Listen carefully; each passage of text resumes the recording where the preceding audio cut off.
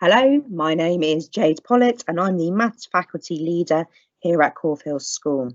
I'd just like to take you through some key information about Year 11 Maths here and what your son or daughter can expect.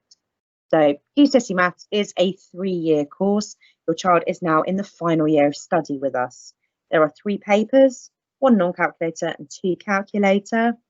GCSE Maths is a purely examined course for assessment. There is no coursework involved.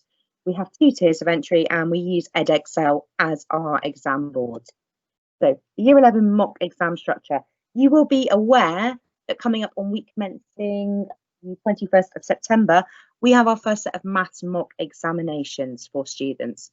The point of these examinations in particular, I know they're early in the year, but it's about getting information because we teach our students entirely diagnostically at Caulfield School, meaning we teach them what they need to know. You don't spend time going back over things unless there's a need for it. If students can already answer a topic really well, we move on and we study other things that they need to focus on. We know that this allows our students to make the most progress possible. And that's what we want for your children. We want them to be successful when it comes to GCSE Maths. So these students will sit 3 full exams in September, in November, and in March. There's plenty of opportunity for us to gather that data so that we can change our approach and look at what we're studying with them each time. Now, set 1 and 2 will sit the higher tier, and set 3 and 4 will sit the foundation tier.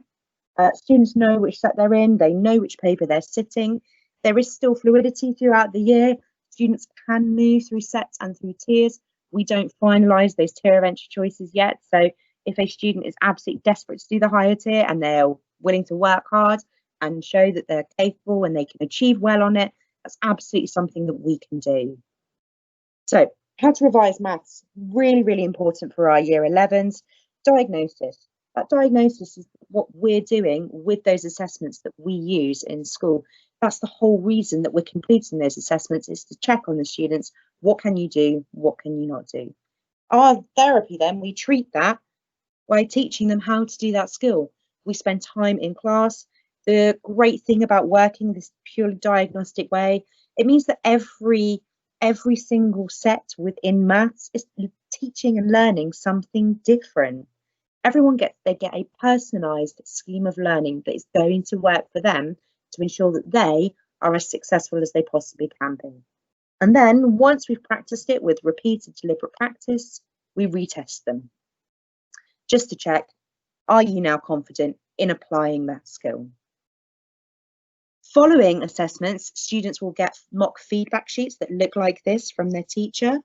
So this sheet lists out all of the questions from an assessment with all of the possible marks available and what your child scored, and the clip numbers relate directly to Hecate Maths.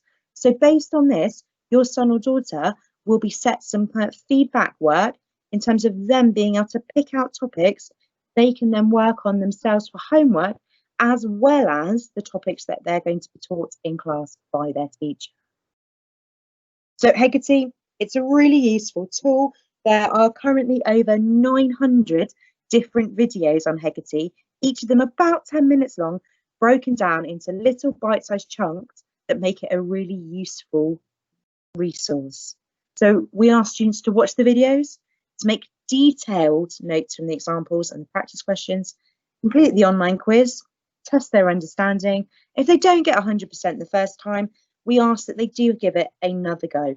Go back to the video, check that example. Did you mistakenly put an extra sign in place? Did you make an error with your calculation?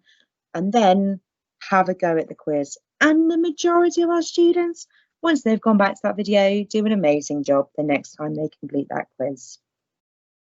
So why bother? Well, I've said there's over 900 videos. They're all broken down into these bite-sized chunks. The point being that they're not absolutely overwhelming. They're not overloaded with information. It's designed by maths teachers. The lessons online are led by maths teachers. So it's a really useful resource for them to use.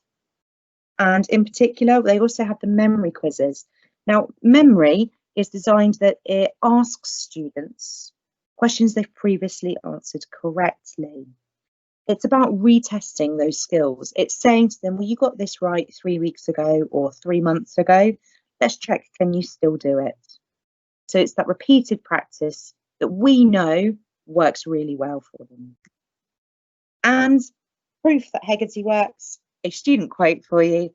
Student who was previously a set 3 on a grade 5. After doing all of that regular practice on Hecate and motivating herself, she went on to achieve a grade 8 in maths, which is the very top end of the old grade A. An A-star in further maths, that is exceptional and shows the outstanding work that can be achieved when looking at using Hecate alongside the work that's being done in class. It's a really useful tool, but it needs to be treated as well as the classwork, not just by itself. So what can you do right now to help your son or daughter prepare for those exams that are coming up? There is a set of practice papers that have been issued to all students by their class teachers, and there are electronic versions also available on Show My Homework for students that have missed them, along with mark schemes and word solutions for them to be able to check, mark and correct their work. A full list of GCSE topics and the corresponding Hecate clips have also been sent home and uploaded onto Show My Homework. There is completing the memory tasks. Now, Hecate suggests completing a task a day. As a school, we ask that students do 1 a week. 1 a day is a lot to ask, but anything that they're doing in addition to the homework that they've been set by the teacher will only benefit them. And talk to their maths teacher. Your child's maths teacher is the person who knows them best in terms of their mathematics learning. Get your child to talk to them, have that conversation and just check what is it that they need to be doing in terms of their own personal revision. So if you do have any questions, please do contact your child's maths teacher, or you can contact me directly. My details are on the screen for you. Thank you very much for your time. Take care. Bye.